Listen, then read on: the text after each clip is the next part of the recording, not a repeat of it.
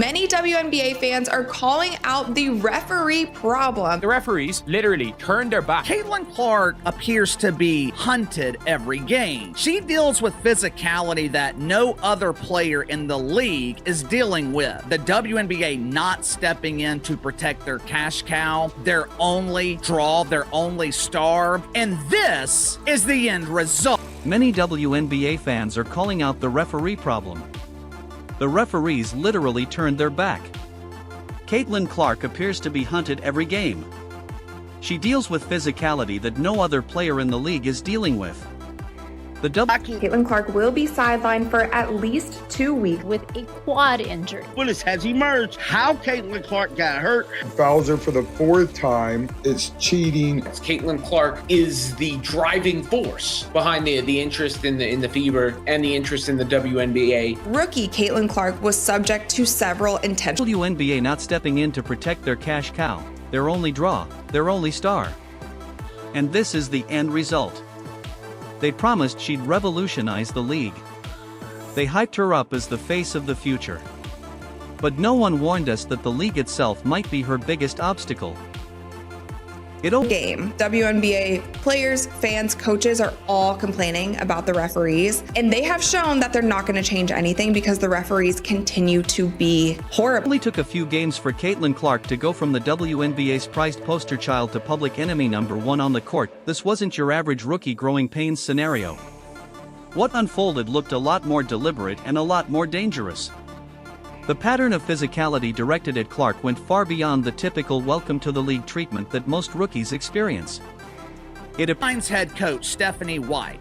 She was complaining about her team not getting a whistle, not being respected. Appeared to be a calculated effort to test her limits and send a message. Game after game, Caitlin took hits, was shoved to the ground, and had to play through a sea of missed whistles. Be out for 2 weeks minimum following a quad strain. Caitlin Clark and Sophie Cunningham going to the officials and trying to, ask for an explanation of what had just occurred. That official completely stonewalled. And the people who were supposed to ensure fairness, the refs, they stood by like extras in a bad drama. What started as the occasional oversight quickly spiraled into an epidemic of no calls, letting blatant fouls fly while Clark hit the deck. Comment protect CC down below to show your support. Then came the moment no one wanted, Caitlin sidelined with a quad injury. And WNBA problem, and as more and more eyeballs are watching this league, it becomes growingly an issue. The officiating feels you never have a true grasp on what it's going to be. Fans started replaying every ignored foul, every body check that went unchecked, every glance she gave to the officials begging for a whistle that never came. Listening to them. They're not listening to the coaches, they're not listening to the players, they're not listening to the fans, they're listening to their stakeholders. That's why I keep saying nothing is going to change till the mindset and whoever's running all of this, the stakeholders, governance, whoever these people are. Injury brought renewed attention to the pattern of physical abuse she had endured. The IT stopped looking like bad luck. It started looking intentional. And just when the conversation reached a fever pitch, boom, new reports began to peel back the curtain on just how broken this officiating system really is. Injury does anything. It should be a wake-up call to the WNBA, the Players Association, the team owners, that just like that, all this fanfare, all this interest, all this newfound attention on the league can disappear. Suggested a deeper problem than simple incompetence, and Caitlin Clark, she's caught smack in the middle of this chaos where influence, ego, and economics collide. Now, after weeks of growing outrage, viral clips spreading like wildfire, and even coaches and players speaking out, the WNBA is finally feeling the heat. The pressure from Clark is being roughed up, but the physical wear and tear on Caitlin Clark, I'm not surprised that 2 weeks into the season, she's already got an injury. Fans and media has reached a tipping point. With whispers of lawsuits and rumors swirling about referee bias, the league's golden goose might become its biggest liability unless it acts fast. The financial implications of losing Clark to injury or frustration could be catastrophic for the WNBA's growth. The league finds itself at a crossroads, and here's the million-dollar question: how far will they go to shut down the same player they've been cashing in on since day one? 2024 was a year of unprecedented growth in viewership in the WNBA, a substantial amount of which can be attributed to Caitlin Clark, who took the basketball world by storm after an all-time college career. Who had appeared in 185 consecutive games between her career at Iowa and her time with the Indiana Fever. 139 games with the Iowa Hawkeyes. She never missed. The contradiction between the league's promotion of Clark and its failure to protect her has become impossible to ignore.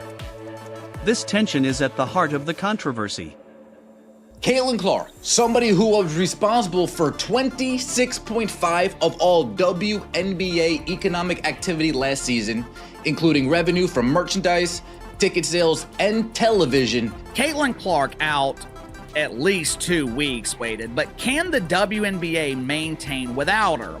Can the WNBA pack arenas draw ratings? Caitlin Clark has never been one to back down. Back at Iowa, she rewrote the record books, brought in millions of fans, and turned women's hoops into primetime television. So when she stepped into the WNBA, everyone expected fireworks, not just from her game, but from the excitement she'd generate for a league that needed a miracle. Her college career. Referees just exposed their hand so bad, bro. I mean, they just didn't care no more. They didn't care. The world was watching how bad the cause was. They didn't care at all. They was going to get their issue off against the Fever no matter what. And I'm here to tell you, that's exactly what went down, bro. They have an agenda against Caitlin Clark. Had built expectations that were almost impossible to meet, and for a minute, it was working. Attendance exploded. TV ratings broke records. But instead of the league rolling out the red carpet, Clark was met with elbows, attitude, and hostility from the jump. The warm said the reason that people are complaining is because they haven't watched the WNBA before, and these are just new fans who don't understand. But there's clearly an issue. Welcome that should have accompanied her arrival was replaced by a cold shoulder from opponents and officials alike from the moment she hit the floor as a pro. It wasn't just about basketball. It was personal. Every matchup felt like a gauntlet. Defenders weren't just guarding her. They were bodying her like it was UFC fight night. It's the Caitlin Clark disrespect. And what I mean by that is you've got somebody who is obviously the most popular player in basketball. You got somebody that I would argue maybe a top 5 most popular athlete in the United States of America. All right. You got this athlete in a league that nobody's been watching, never turned a profit, and your system is broken against that team. Ball hacks and floor contact that belonged in a rugby match, not a basketball game. And where were the refs? Nowhere to be found. Contact that would have earned a whistle for any other top-tier player got nothing for Clark. Time and again, she had to just grit her teeth and push through. The cumulative effect of this physical toll was becoming evident, all while the league peddled the same tired line. She just needs to adjust. But why? Kelsey Mitchell said even if there is a injury, hopefully it's just, like a little nagging thing. And again, take care of your body and just take care of your I think recovery is everything. I think if you're in tune to your body, you know what you need. Why is it always on her to change? Why is Caitlin Clark the only star told to toughen up while everyone else gets protected like crown jewels? This double standard has fueled much of the outrage among her supporters. Then came the injury. After logging monster minutes game after game, often upwards of 35 minutes a night, Caitlin was ruled out with a left quad strain, sidelined for at least 2 weeks. And they do not talk about it here. And that's why I also don't want us to personally attack some of these referees. I think they're doing their job. If they are hiring referees who basically didn't have any experience but high school refereeing jobs, and then they did a stint in the G League, like these referees actually aren't. I gained and reconfirmed with myself that not much is going to change. Result of the relentless physical toll she had been absorbing all season, it wasn't just a setback. It was a gut punch to the Indiana Fever and a massive loss for the entire WNBA. And for a whole lot of fans, it didn't feel like a freak accident. It felt like the price of neglect, like the end result of a season's worth of unchecked aggression and a league that didn't take care of the only player who was keeping the lights on. Committee for stakeholders, coaches, governors, and general managers, and that is saying what style of basketball they want to allow, and the referees are following that. The injury became a symbol of the league's failure to protect its biggest star. This wasn't some unavoidable twist of fate. It was a disaster that could have been dodged. What made it sting even more? The deafening silence. The league didn't utter a word about the beatings Caitlin Clark had been enduring. No state was halfway through the season. This year, it took us 4 games for Stephanie White to say, I've had enough. I thought she got fouled. You know, I think it's pretty egregious what's been happening to us the last few games. No apologies, just another name added to the injury list. But this wasn't just any name. This was the face of the WNBA's new era. What's happening right here? That is a WNBA referee turning his back to Caitlin Clark and the Fever. Oh my God. I mean, he literally got his back turned, ignoring Caitlin. I mean, this is bad. Even those on the court hinted at the issue. Kelsey Mitchell, Clark's own teammate, subtly encouraged her to heed her body's warnings. A quiet nod to the fact that Caitlin was pushing through pain most would sidestep. Fans noticed. Media outlets highlighted it. You know, I think it's pretty egregious what's been happening to us the last few games.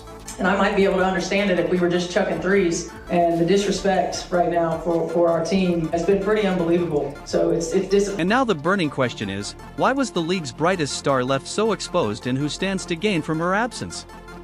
The answers to these questions remain elusive. The only draw in your league, the only player capable of selling tickets, is potentially out for an extended period of time. What the hell are you gonna do? WNBA's officiating reveals a troubling reality.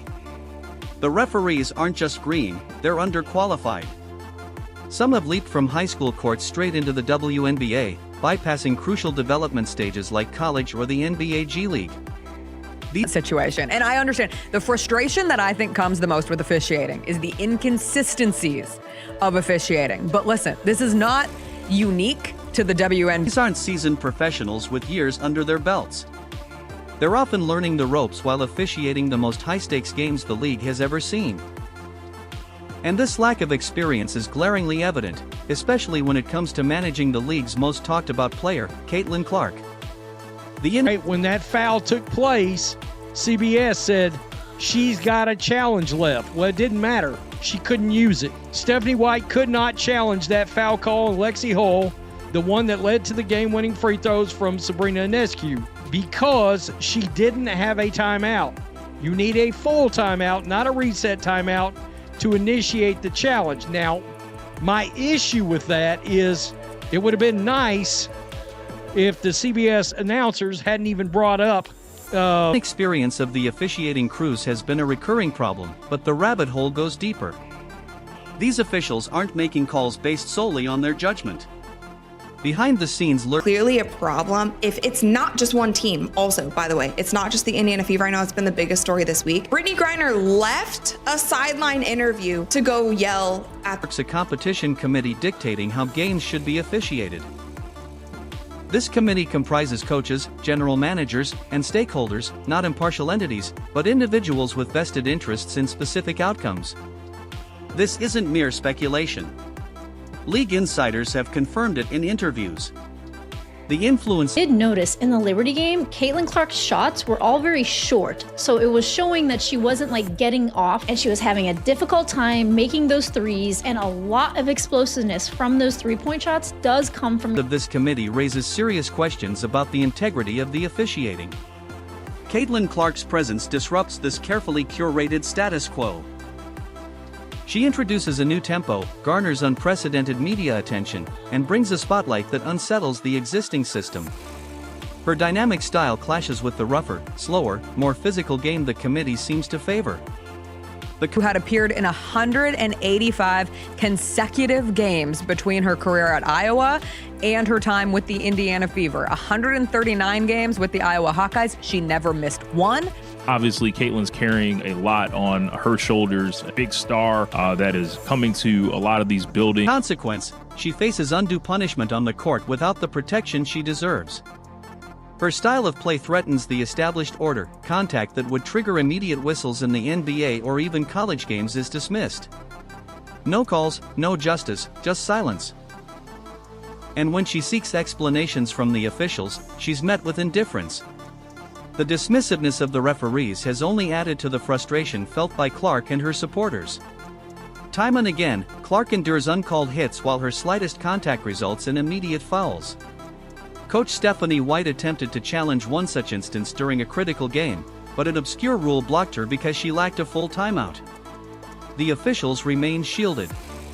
Clark did not.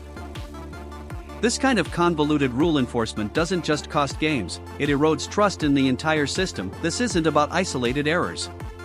It's about a flawed structure where referees answer not to the principles of the game or fairness, but to concealed interests.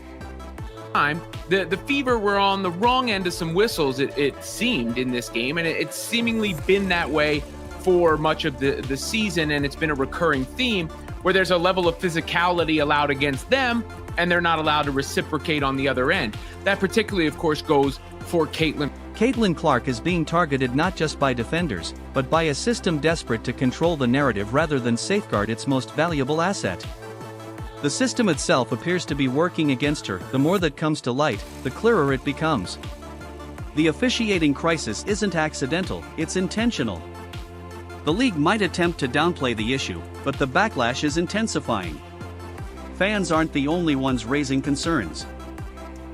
Players, coaches, and analysts nationwide are openly criticizing the officiating, with Caitlin Clark at the epicenter. This isn't about seeking favoritism. It's about demanding fairness. The chorus of criticism has grown too loud to ignore. When referees consistently overlook blatant fouls on a star who draws record-breaking attention, people start demanding accountability. One of the most discussed moments occurred during the Fever vs. Liberty showdown. With the game hanging in the balance, Clark drove to the basket and was clearly fouled by Natasha Cloud. The contact was so evident that replays from every angle confirmed it. Yet, there was no whistle, no call. Game over. The no call became a symbol of the systemic failure. Clark and her teammates immediately confronted the officials, seeking an explanation, but received none. The officials simply walked away. It sent a clear message, not just to Clark, but to all viewers. The whistle doesn't blow the same for everyone. The dismissal of their concerns was telling, and this wasn't an isolated incident. Earlier, Coach Stephanie White tried to challenge a questionable foul on Lexi Hull, but due to lacking a full timeout, league rules prevented her from initiating a challenge. Fans unfamiliar with the rule assumed White had erred. In reality, her hands were tied by a system designed to shield officials from scrutiny. The rules themselves seemed to protect the referees rather than the players. The players were left vulnerable while the referees remained shielded by technicalities. Frustration has now spread beyond Indiana. Other coaches have labeled the officiating as disrespectful during post-game press conferences. These grievances aren't merely emotional outbursts. They're strategic critiques. The frustration is league-wide. Yet, the WNBA seems unresponsive, dismissing the criticism as growing pains from new fans unfamiliar with the league's physical style. But that rationale doesn't hold water. The issue isn't physicality, it's the lack of consistency. The moment Caitlin Clark steps onto the court, the rule book appears to change. The inconsistency is what makes the situation so infuriating now. Sidelined with a quad strain, she embodies a league controversy that refuses to dissipate. Those speaking out aren't just defending Clark. They're unveiling a culture that rewards silence and penalizes excellence. Her injury has become a rallying point for those seeking change. Caitlin Clark never sought special treatment. She sought the standard every player deserves. Yet, the more she excels, the more resistance she encounters, not just from opponents, but from the very system meant to safeguard her. Her success has made her a target, and fans aren't merely watching anymore. They're scrutinizing. The WNBA had a golden opportunity to redefine its future around a once-in-a-generation talent. Caitlin Clark didn't just join the league, she electrified it. She filled arenas, shattered viewership records, and attracted a new wave of fans eager to invest in the product.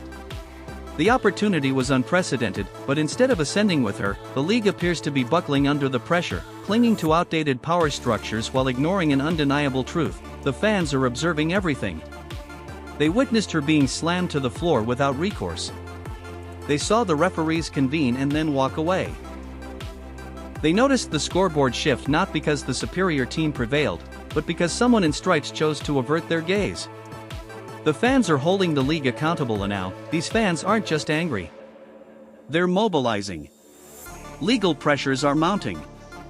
Media outlets are delving deeper.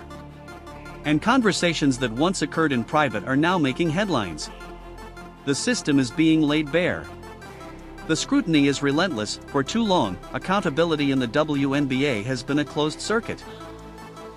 Referees reporting to committees, committees answering to stakeholders, and no one accountable to the public. But that circuit has been disrupted by the spotlight Clark brought with her.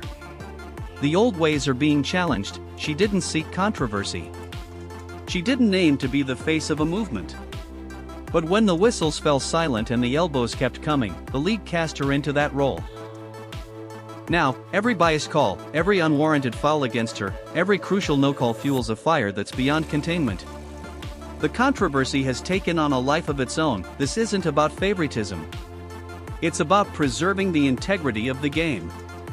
Because what's happening to Caitlin Clark sends a message to every aspiring star and every young girl watching from the stands. Even if you break records, even if you make history, the system might still penalize you for shining too brightly. The message is damaging to the league's future. That's not just unjust, it's unsustainable. A league that fails to protect its stars risks losing them. One injury, one controversy, one unacknowledged foul at a time. If the WNBA doesn't critically examine its officiating leadership structure and the covert forces influencing the game, then lawsuits might be just the beginning. The consequences could be severe, because this issue isn't going away. Caitlin Clark's fans won't let it. The media won't let it, and the truth is already out. The only question remaining is, will the league act before it's too late?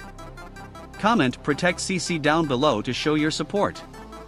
Like, subscribe, and turn on all notifications so you never miss out.